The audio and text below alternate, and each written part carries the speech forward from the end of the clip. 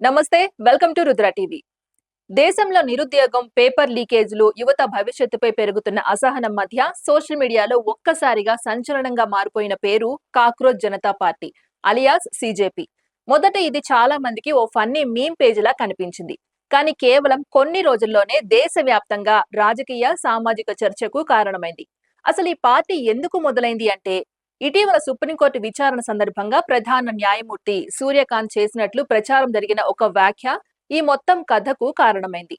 నిరుద్యోగ యువతను బొద్దింకలతో పోలుస్తూ వ్యాఖ్యలు వచ్చాయన్న వార్తలతో సోషల్ మీడియాలో పెద్ద ఎత్తున చర్చ మొదలైంది.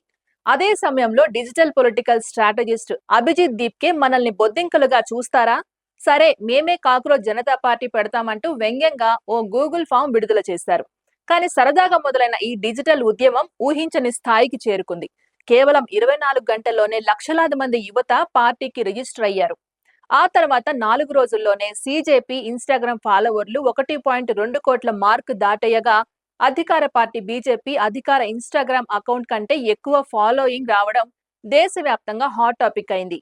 అయితే అభిజిత్ మాత్రం ఫాలోవర్లు పెరిగితే సమస్యలు పరిష్కారం కావు, నిరుద్యోగం ఇంకా అలాగే ఉంది, పరీక్షల పేపర్ లీకేజీలు అలాగే ఉన్నాయి, యువత ఆవేదన అలాగే ఉంది అంటూ తన ఉద్యమం వెనక అసలు బాధను బయటపెట్టారు. మరోవైపు ఈ ఉద్యమానికి యువత నుంచి మాత్రమే కాదు, విపక్ష నేతల నుంచి కూడా మద్దతు రావడం చర్చనీయాంశమైంది.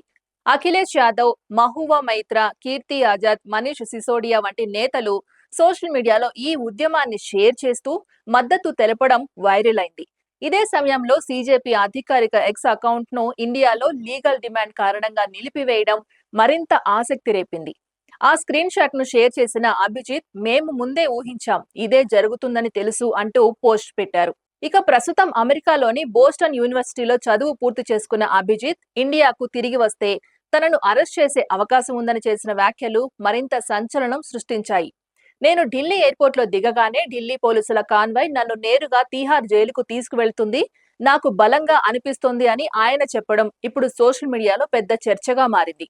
ఒకప్పుడు మేమ్ గా మొదలైన కాక్రోచ్ జనతా పార్టీ ఇప్పుడు యువత ఆగ్రహానికి ప్రతీకగా మారిందా, లేక కేవలం వైరల్ ట్రెండ్ గా మిగిలిపోతుందా అన్నది ఇప్పుడు దేశవ్యాప్తంగా చర్చ జరుగుతున్న ప్రశ్న. కానీ ఒక విషయం మాత్రం స్పష్టంగా కనిపిస్తోంది. ఉద్యోగాల కోసం చదివి చివరకు సోషల్ మీడియాలో వ్యంగ్య ఉద్యమాలు చేయవలసిన పరిస్థితి వచ్చిందని యువత చెబుతోంది. అదే ఈ కథలో అసలు ట్విస్ట్. ఇది ఇవాల్టి అప్డేట్. మరో అప్డేట్ తో మళ్ళీ కలుద్దాం. అంతవరకు చూస్తూనే ఉండండి రుద్ర టీవీ.